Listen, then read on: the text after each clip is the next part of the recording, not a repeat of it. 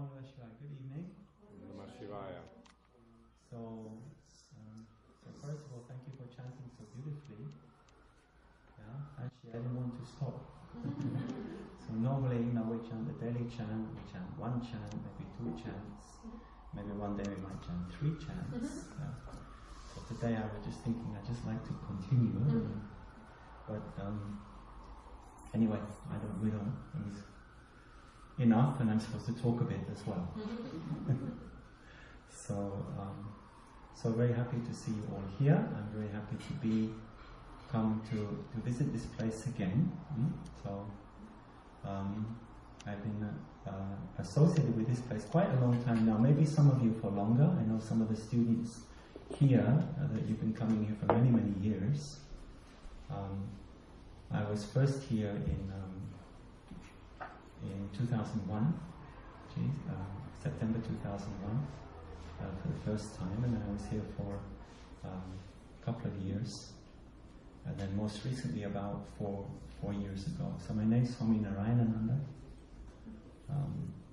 I was here again, as I said, 4 years ago, I think for about almost a year, at that point. But since then, again, in our organization, we are here, for the practice of, our main practice is the practice of karma yoga, and that means that sometimes that there's work to be done or things to be done in different places, and at that point we just move, we just go. So it certainly helps with the practice of that we're always talking about, of non-attachment. Because they say just as you're in a place and you are measuring up for the curtains, then they say, okay, now you have to move, go somewhere else. So in my case, I've been in Asia most of the time. So one of our teachers, Swami Sivananda, she was born in Vietnam. Some of you may know her. She was born in Vietnam, and then just during the wartime in about 1972, she left Vietnam and emigrated to Canada. And she lived most of her life in Canada, but then in 2000, in about, I think, 2008, 2009, for the first time, she went back to Vietnam, and she started teaching there. And then she also organized the teacher training courses there. So, and I had known her for a long time also, Swami Sita, so I went with her to Vietnam a few times to teach these teacher training courses, which proved to be quite popular. We trained many teachers there. Each year we were usually there for 1 month. And then things kind of grew from there. We were teaching our teacher training course at one point in a location in a place called Dalat. Dalat is still in the south of Vietnam, but in the highlands. It's in the mountains really, with a very nice climate, temperate climate. And then the opportunity came for us to stay in the place. It's a very beautiful location in the middle of the forest there. And the opportunity came for us to stay longer. So now, and then somehow, ashram manifested there. I'm still not quite sure, not quite clear to me how it all came about. Because we arrived there with nothing. It was a huge place. We had very little. Not in the terms of resources or finances, nothing really when we arrived. Just we came with a group of people to take a yoga vacation. But somehow we managed to stay. I don't know quite how it worked. We say it's the grace of the Guru, really. So now the ashram has been established there for about 2.5 years now, and it's kind of busy.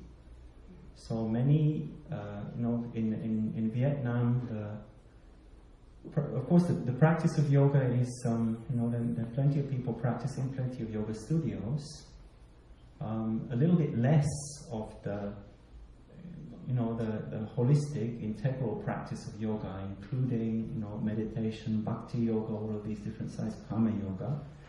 So that is a little bit more unusual, a little bit newer in Vietnam, but it proves very popular. So there's something about that, it seems to be there's something about that integral practice of yoga that also fits, quite easily with the culture in Vietnam, so that people take to things quite quickly and quite easily. Some things we do a little bit differently. We tone down a little bit some of the chanting and some of the some of the more religious looking aspects of our practice. Yeah, we have to tone down a little bit, but still we find a lot of acceptance and enthusiasm there. And in fact, recently the government, at the beginning the government was a little bit, as you would be, these crazy orange people show up and start, foreigners, crazy orange dressed foreigners start up and start trying to grab, so they're a little bit cautious at the beginning in dealing with us, and we're looking at this very carefully. But over time, then we found, a very good degree of acceptance. So now even the government in Vietnam is actually, promoting that yoga as a holistic practice, as a practice to really promote health on all levels. So they embrace the complete practice of all of the parts of yoga. And at the same time, they support us as foreigners teaching. The Yoga Federation there, they say very clearly, well, we're here in Vietnam, we want to do this. In some areas we don't have the experience, we don't have the expertise, so we're happy to support people from outside to come. So in many ways we experience a very strong welcome there and a lot of support. And of course, a lot of enthusiasm from the people. So Vietnam is a very, I don't know what the proportion, what the kind of age distribution of the population in Vietnam is, but basically it's a young population. There's a lot of young people there. So our satsang, our teacher training courses tend to be, much the younger people. And the average age in a teacher training course is probably, the average is probably, 25 or something like that of the people who are coming. And a lot. So the last teacher training course in February, there were 90 people who took the course. Most of them Vietnamese, and we also teach a course in that location. We're teaching. Because we're also teaching in China. That's the other part. So we also started, as we are based there. Now we started to teach teacher training courses in China. And again, we just go slowly. We taught now, I don't know how many years now, maybe 5 years every year. We teach one teacher training course. We opened one yoga center in Chengdu. So slowly there in China also we make the effort to bring that Swamiji's teaching, that integral teaching of yoga, and in that area, it's always been the students from Japan have always been coming, but now more students of Japan are also coming to us in Vietnam. So there's a beautiful ashram there, open 365 days a year. So please come and visit sometime. That's my commercial. So again, it's very nice to be here. And nice to be here also with Swami Satya Premananda Sitaram Chaitanya, because actually it's fun. We are not very often the three of us sitting together, but the three of us, we have a long history together. Yeah, so we all lived together in our center in Chicago for several years. Yeah, it was the three of us doing our different things there in Chicago in the center there. So, you know, this is how we move around. We never quite know what's going to happen, where we will be the next year. But also, there's something very, there's something very wonderful about it, something quite, because yoga is there as a system as a system for growth, as a system for, Swami Sivananda puts it as education, but education in terms of coming back to our true self, our core self, our true nature. And of course, as staff members here, then of course we are, all of you are practicing. We are kind of thrown into the practice pretty much 24 hours a day. So sometimes it feels like you're being thrown into we're in a washing machine or something, getting tumbled around. So all of the impurities come up, all of the problems come up, all of the problems come out. Occasionally there's a lot of, occasionally there's difficulty, occasionally there's conflict, occasionally there are very tough times, very difficult times. But what we find through the whole of the process, because the yoga is behind it, because there's something behind it which is stronger than any of that, stronger than all of that, because there's something behind it that we manage to stay, we manage to come back to that and get closer to that. So I think and feel that we get closer to that truth through this process. Of course, anybody in daily life also, you don't have to be in an ashram, you don't have to be a staff member here. It's happening to all of us. But the beautiful thing here is that as members of the staff here, it's like this, I go away, get tumbled around for 4 years in the washing machine of Vietnam. And then I find myself bounced back here for an evening, to see you here. So, so it's good to feel here. And the chanting, I'm serious about the chanting. It really sounds wonderful. It really, we do this kirtan, of course, in many places. Or again in Vietnam, we have a center there in Ho Chi Minh City. It's a little bit smaller than here, but a similar thing. It's a house. But again, the kirtan there is belted out with great enthusiasm. The same chants, just with a little bit of a Vietnamese twist, a little here and there. Something sounds a little bit different, but the same thing. But really the feeling of it here was quite literally that I didn't want to stop. So I guess I'm grateful for this place, being here, and for all of the staff here, Niti, and especially we've been here how many years now for looking after the place here? 4 years. 4 years now, yes, actually more or less since I was gone.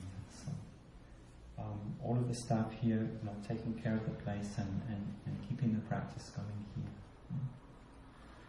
So I don't know. Does anyone has any question here? Anything you'd like to ask?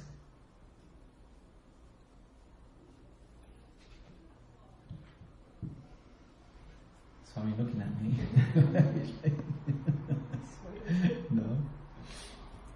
Okay, it's okay. If there's no question, it's fine. You have a question? Okay, cool. Not a question. Maybe just I would like to hear your comments a bit about what you noticed the differences to be between Far East and West as you're traveling. The difference? Yeah, what is practice of yoga and okay. West and... So I mean, I think first of all, I would emphasize, what is the same? Yes. This is, whether in China, whether in Vietnam, whether in Japan, when we do this, when we sit down for satsang, when we sit down for meditation, and actually when we, in any kind of discussion or any kind of talk, we see the universality of it. The problems are the same. The difficulties are the same. The struggles are the same. Just the externals are a little bit different. But the thing that comes through most of all is that there is a unity there, really. Of course, in the cultures are a little bit different. In Vietnam, as I said, it seems that a lot of the, when we're talking about yoga philosophy and yoga practice and yamas and niyamas and all of these things and so on, so much of it fits very easily with traditional, Vietnamese culture. There's very much a culture there of service, of karma yoga. It's kind of natural. There's very much a culture of respect, of all others, really. So it's as if the yoga practice there fits quite easily. Yeah. In China, it's a little bit, the situation is a little bit different because very often they are any people have not been exposed to any kind of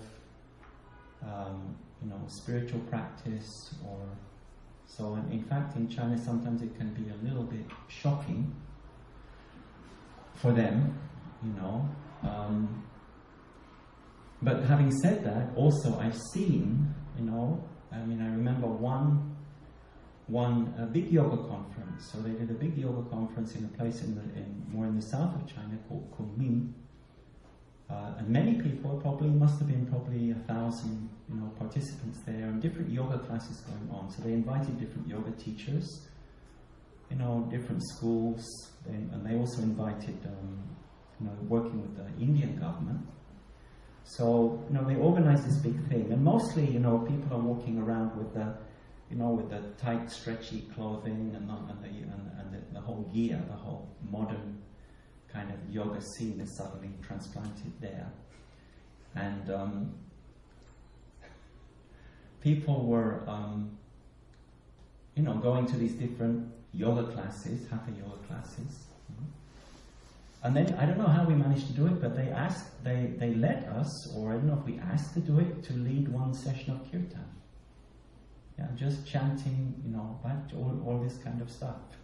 So we said, okay, we do it. We also found some, a Chinese guy who played the drum, and we started to do the kirtan there. And as we did it, and in the conference there were many different rooms, but as we started, then more and more people came. Yeah. So I think it was one of the most popular events, of the weekend. So there was a warm reception again. So people find again there's obviously very clearly something about that practice of kirtan that is universal, that draws many people. Okay. Yeah. Just a quick question. Sure. You were talking about there was resistance at first. Yeah. You went there. And yeah.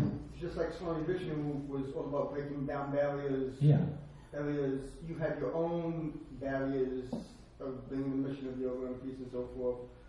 What helped to overcome those barriers?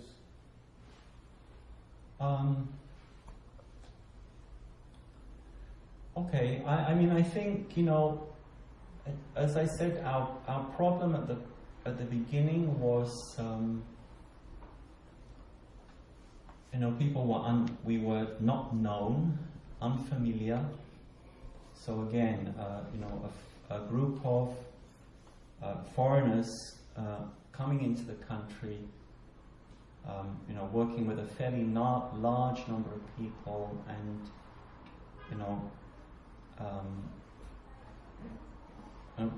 basically that people at the beginning would not understand, and were naturally suspicious. So, and for me, it seemed to be from a protective point of view. Yeah, not that the government they're there, trying to, in the sense they're trying to control everything, but they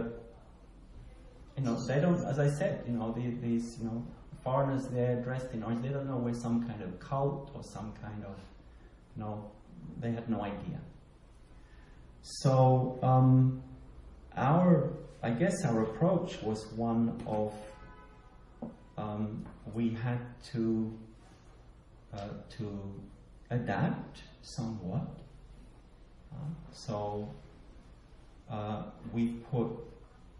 I guess the answer there is just adaptability. Yeah, not arriving and saying, no, we're going to do this, but we looked at the things that may be causing difficulty for people, and we changed. Yeah? And we tried to adapt as much as we could to, in a way, to remove any kind of anything that could possibly be threatening or perceived as a threat or too different. And then, really, as much as we could, to make connection with the local people. So we're very lucky. We had a couple of, a few, particularly one family, Vietnamese family, who helped us and helped us to establish, different contact with people around. And then once then we were seen to be functioning, and people, and they kind of check us out. Yeah, they clearly check what we're doing. They check what we're teaching. Once they see that basically it's helpful, then things were fine. And so I guess we continue in that way to try to make the connection. Again, the general feeling in Vietnam is one of openness and a wish to connect with the international community. And as I said, they're welcoming, very welcoming. There's not any sense of kind of isolation or limitation there at all. So now we do our best to do that.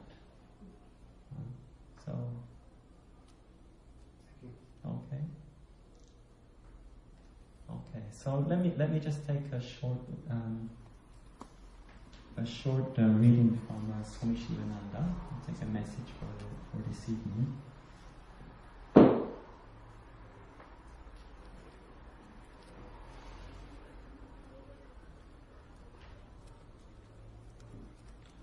Okay, so there's a picture of Swami Sivananda. He's teaching there and gesticulating.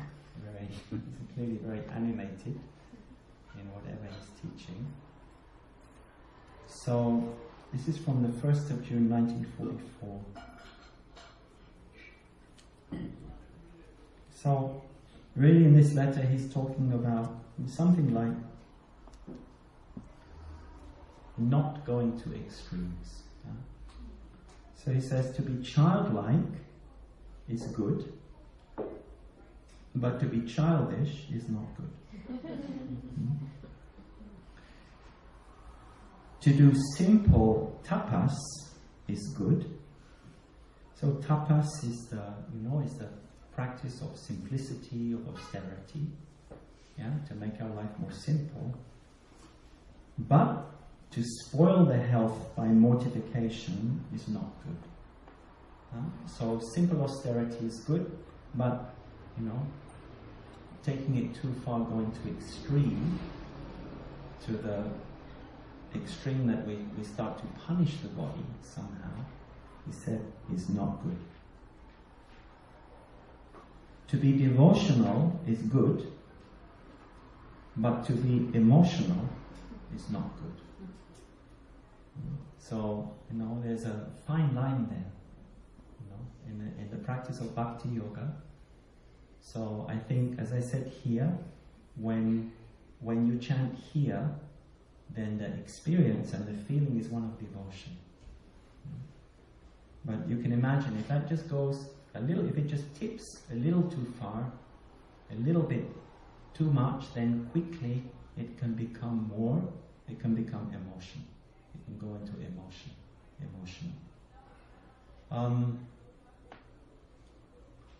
Again, not to say that emotion is a bad thing, or to be emotional is a bad thing, really, but it is different. Yeah? The devotion means, the practice, again, that will bring us closer to the self, that will bring us closer to our true nature. That will be a devotional practice.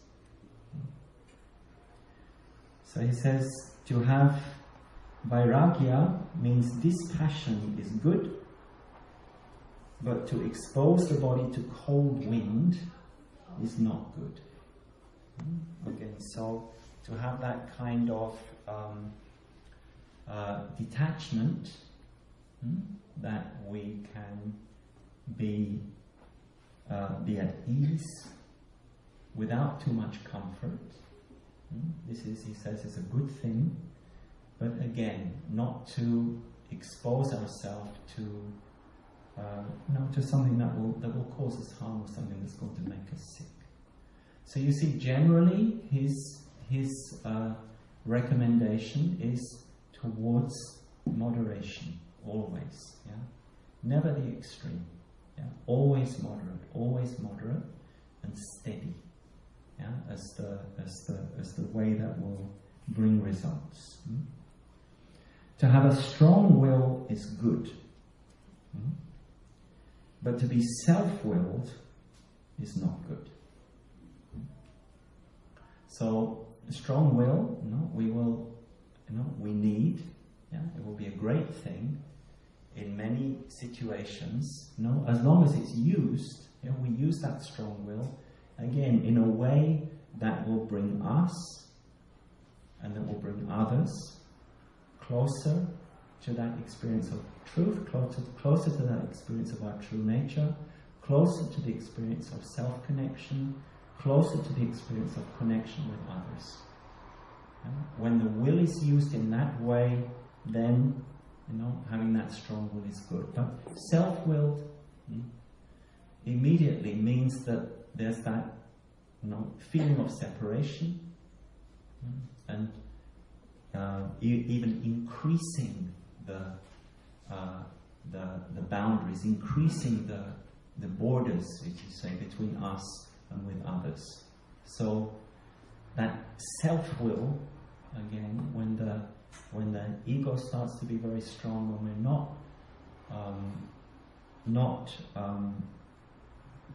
not taking into account the needs of others, when we get too wrapped up in our own individual vision, this is something that will create disconnection also. To stick to one's ideal is good, but to be obstinate is not good. Yeah. So again, is a fine balance that is needed. Yeah. We need to be determined. We need to stick to what we believe in, to stick to an ideal, but at the same time, without that obstinacy. So I think it was yesterday you were talking, Swamiji, about lightness. So to stick to your ideal, but at the same time with lightness, without it being too heavy, without it being too much. To be courageous is good, but to expose oneself to danger is not good. So again, courage is needed. It's like considered to be the number one or one of the most important qualities for us to develop in spiritual life. Courage will be necessary, but not the type of courage that creates danger for us unnecessarily. In other words, we have to also use bring our sense into it there. Okay, so it's kind of just that they're more like kind of word plays that he uses here in these letters, in this letter. But really, we can say that the general message is, not to go to extremes in our practice. Cultivate devotion, cultivate detachment, but without going to extreme. Cultivate a strong will, but keep the selflessness. Stick to our ideal, but don't become obstinate or stubborn at the same time. And have courage, but not foolhardy. Okay? So that's our message for this evening. Okay. So thank you again for coming this evening. Very nice to see you. Some of